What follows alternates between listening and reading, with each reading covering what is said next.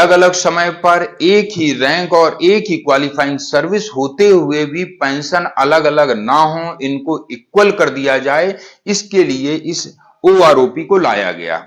और इस ओआरओपी से कई रक्षा पेंशन, लगभग यूं कहें कि अधिकांश रक्षा पेंशनर्स को बेनिफिट हुआ है, क्योंकि जिनकी पेंशन कम आ रही थी उनकी पेंशन आज के पेंशनर्स के हिसाब से इंक्रीज हो गई है।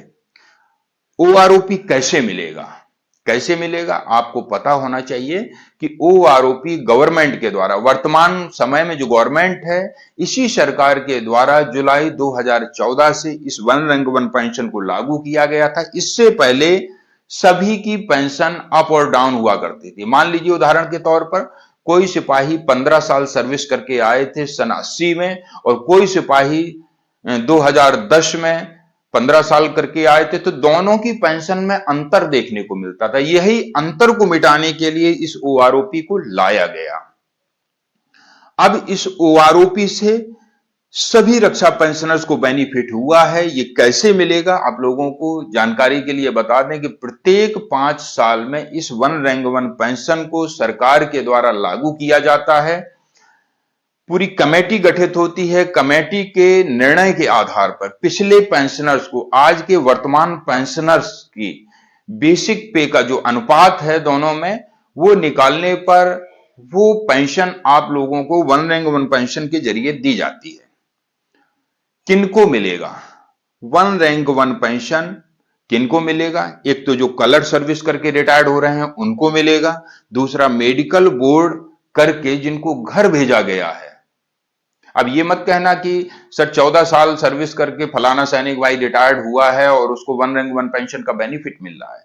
मेडिकल बोर्ड, मेरे शब्दों पर गौर कीजिएगा, मेडिकल बोर्ड करके यदि घर भेजा गया है, वो आया नहीं है, मेडिकल अथॉरिटी के द्वारा या बटालियन कमांडर के द्वारा मेडिकल अनफिट होने के कारण उसको घर भेजा जा रहा है, तो उस कंडीशन में भी वन रैंक वन पेंशन उस पर लागू होगा। अब लागू किन पर नहीं होगा वो देखिएगा।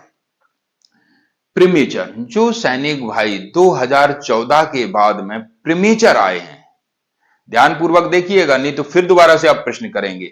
जो सैनिक भाई 2014 के बाद में प्रीमेचर आए हैं, 14 से पहले वालों की मैं बात नहीं कर रहा हूं, 2014 के बाद जो प्रीमेचर आए हैं उनको ओआरओपी का बेनिफिट नहीं मिलेगा। अब क्यों नहीं मिलेगा? ये स्कीम गवर्नमेंट ने लागू की है। ये जब तक इसमें कोई सुधार नहीं होगा तब तक आपको इस वन रैंक वन पेंशन में जो प्रीमेचर आए हैं उनको लॉस होता रहेगा। आगे हो सकता है कि गवर्नमेंट इस पर कुछ सुधार करे, परंतु अभी तक इस पर कोई विचार नहीं किया गया है। प्रीमेचर जो आ रहे हैं उनको ओआरओपी का बेनिफिट नहीं मिल रहा है। ओआरओपी 2014 से लागू है। इससे पहले चाहे आप प्रीमेचर आए हों, चाहे सर्विस पूरी करके आए हों, सभी को इस ओआरओपी का बेनिफिट दिया जाता है, और जो इसके बाद में आए हैं उनको ओआरओपी का जरूर बेनिफिट नहीं मिल रहा है। और यदि आपको फिर भी कोई डाउट रह गया है तो आप कमेंट्स कर दीजिएगा, और चैनल से जुड़ना चाहते हैं तो इस चैनल को सब्सक्राइब कर लीजिएगा। अगले वीडियो में ऐसे ही जानकारी लेकर के फिर मिलूंगा। तब तक के लिए जय हिंद, जय भारत। धन्यवाद दोस्तों।